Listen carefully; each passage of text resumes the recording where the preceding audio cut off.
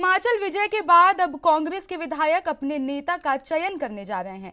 आज शाम 3 बजे सभी विधायकों की बैठक पार्टी मुख्यालय राजीव भवन में होगी। इसमें एक मत से मुख्यमंत्री कैंडिडेट का चयन होगा। इसके बाद वही कैंडिडेट राज्यपाल के समक्ष सरकार बनाने का प्रस्ताव लेकर जाएगा। इस बैठक में कांग्रेस के हिमाचल प्रभारी राजीव शुक्ला के अलावा हिमाचल में पर्यवेक्षक और हरियाणा के पूर्व मुख्यमंत्री भूपेंद्र सिंह हुड्डा और छत्तीसगढ़ के मुख्यमंत्री भूपेश पटेल भी मौजूद रहेंगे। बताया जा रहा है कि इस बैठक में कांग्रेसी विधायक आम सहमति से मुख्यमंत्री कैंडिडेट के नाम का एक प्रस्ताव पास करेंगे और इस प्रस्ताव को पार्टी हाईकमान से मंजूरी मिल जाएगी। इसमें फिलहाल किसी तरह की अड़चन नजर नहीं आ रही है। इसको लेकर पार्टी में पहले से ही एक राय की स्थिति है। बता दें कि इस चुनाव में पार्टी के कई नेताओं ने मुख्यमंत्री पद के लिए दावेदारी की थी, लेकिन पार्टी ने पहले से कोई चेहरा घोषित नहीं किया था। यहां तक कि पिछले दिनों चंडीगढ़ में हुई बैठक में भी इस मुद्दे को चुनाव के बाद के लिए छोड़ दिया गया, लेकिन अब स्थिति बदल चुकी है। पार्टी पूर्व बहुमत में आ चुकी है। वहीं सीएम पद की दौड़ की बात करें तो इसमें सबसे पहला नाम जो निकल कर आ रहा है वो प्रतिभा सिंह का है। इसके अलावा कांग्रेस के वरिष्ठ नेता सुखविंदर सिंह सुक्खू भी सीएम पद की दौड़ में शामिल हैं। हालांकि अंतिम फैसला क्या होगा वो 3 बजे के बाद ही पता लग सकेगा।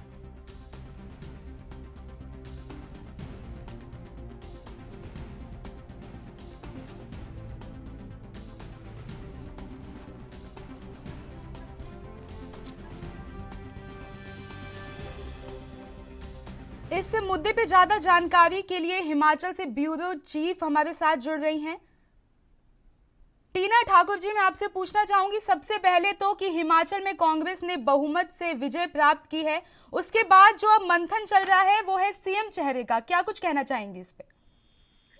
जी बिल्कुल, कांग्रेस ने विधानसभा चुनाव में बहुमत तो बहुत अच्छा हासिल कर लिया है, लेकिन अब सबसे बड़ा सवाल यही उठ रहा है कि मुख्यमंत्री कौन होगा। यहाँ पे 2 धड़े फिलहाल एक्टिव नजर आ रहे हैं मुख्यमंत्री पद के लिए।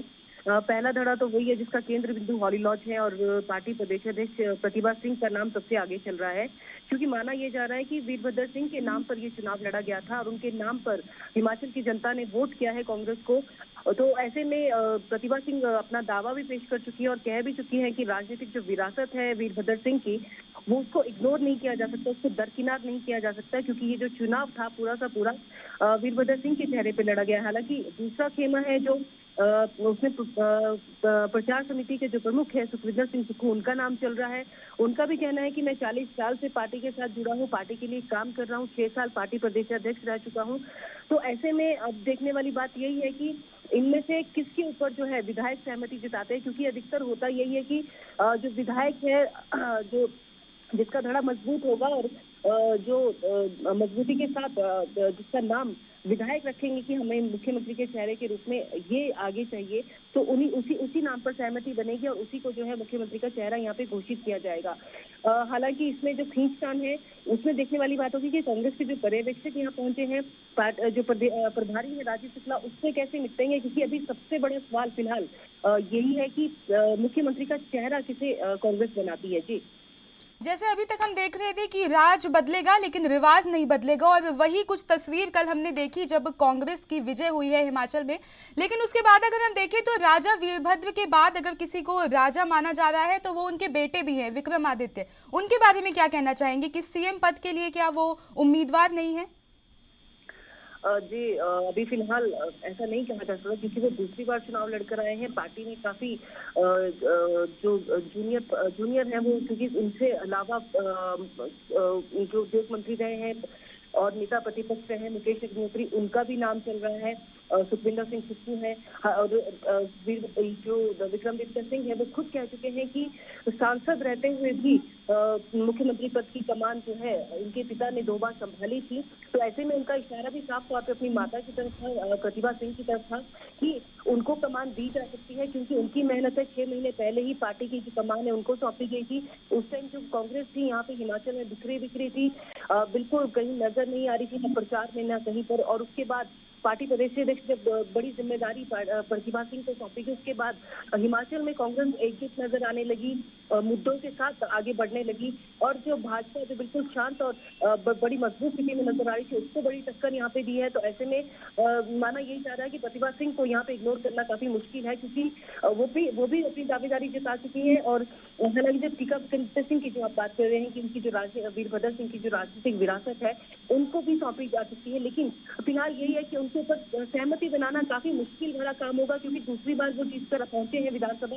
तो ऐसे में जो विधायक है वो, क्योंकि हरिद्वार के अधिकतर विधायकों को टिकट मिला था, तो अब देखने वाली बात होगी कि किसके नाम पर जो विधायक चुनकर आ रहे हैं वो सहमति जताते हैं, और अधिकतर विधायक जिनके नाम पर सहमति बनाएंगे उन्हीं को जो है मुख्यमंत्री की कमान यहाँ पर दी जा सकेगी। जी, तो जो मेन हम मुकाबला देख रहे थे हिमाचल विधानसभा में, वो कांग्रेस और भाजपा के बीच ही था, लेकिन जो कांग्रेस है उन्होंने बिना किसी चेहरे के ये चुनाव लड़ा है और उसके बावजूद जो है बहुमत प्राप्त की है विधानसभा चुनाव में। उस पर क्या कहेंगी? जी बिल्कुल, आप ये देखें कि भाजपा की इससे बड़ी एक नाकामी माना जा सकता है, क्योंकि हिमाचल में कांग्रेस के जो वरिष्ठ नेता थे और जो मुख्यमंत्री 6 बार रह चुके थे वीरभद्र सिंह, उनके बिना ये पहला चुनाव कांग्रेस ने लड़ा था और हर कदम पे कांग्रेस कमजोर नजर आ रही थी। उसके बावजूद जो कांग्रेस है उन्होंने नब्ज पकड़ी की। जो भाजपा सरकार है वो ओपीएस के मुद्दे पे बात नहीं करना चाह रही है, कर्मचारियों को संबोधित नहीं करना चाह रही है, कर्मचारियों से इस मुद्दे पे बात नहीं करना चाह रही है। कर्मचारी काफी नाराज इस मुद्दे पर वर्तमान सरकार से थे। तो ऐसे में जो कांग्रेस थी उन्होंने ये ओपीएस का जो मुद्दा है वो उसको बिल्कुल भुनाया है, और कर्मचारियों की जो नाराजगी है उसको पढ़ने में जो कांग्रेस है वो कामयाब रही। और हालांकि भाजपा के जो लोकल लेवल पे जो लोग थे वो मान रहे थे कि ओपीएस एक बड़ा मुद्दा है और उसको इग्नोर करना भाजपा को कहीं ना कहीं यहाँ पे घातक सिद्ध होगा, क्योंकि भाजपा ने ये रणनीति बनाई थी कि ओपीएस को बिल्कुल वो संबोधित नहीं करेंगे। हाँ, जब अगर वो जीत कर आएंगे, वापिस मिशन रिपीट होता है, तो उसके बाद वो केंद्र से बात करेंगे इस मुद्दे पर और उसमें देखेंगे कि केंद्र का क्या रोल है। आपको मैं रोकना चाहूंगी, इसी बीच प्रतिभा सिंह क्या कुछ कह रही है हम आपको सुनाएंगे। करेंगे देन ठीक है, they can give me that responsibility. I can also know if they feel कि no it has to be given to somebody else, so we will obey that order also.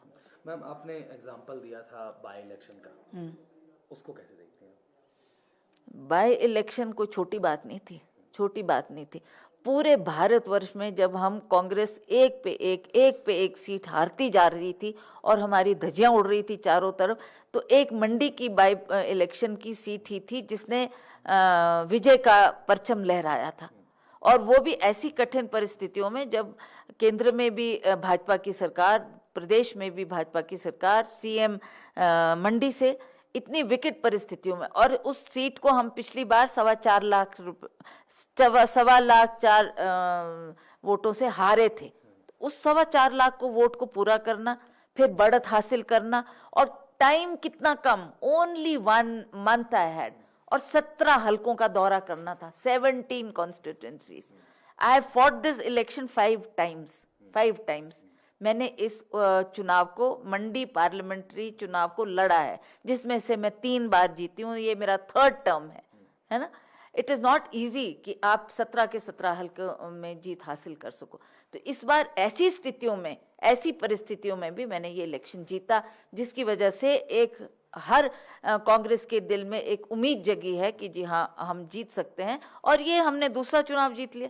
Ma'am, जिस तरह से अभी भूपेश बघेल जो मुख्यमंत्री हैं छत्तीसगढ़ के, उन्होंने कहा है कि देखो, हम नजरअंदाज नहीं कर सकते जो खरीद फरोख्त का पिछला रिकॉर्ड रहा है बीजेपी का, हमें अलर्ट रहना होगा। इस विषय में आप कैसे सोचती हैं? देखिए, अगर तो बहुत कम मार्जिन होता है या हम बराबरी पे होते, then one could think of it. Now we have got 40 seats, so इस पे कोई बड़ी भारी डरने की बात नहीं है, कोई खरीद फोक्त की बात नहीं है, या कोई हॉर्स ट्रेडिंग की बात नहीं है।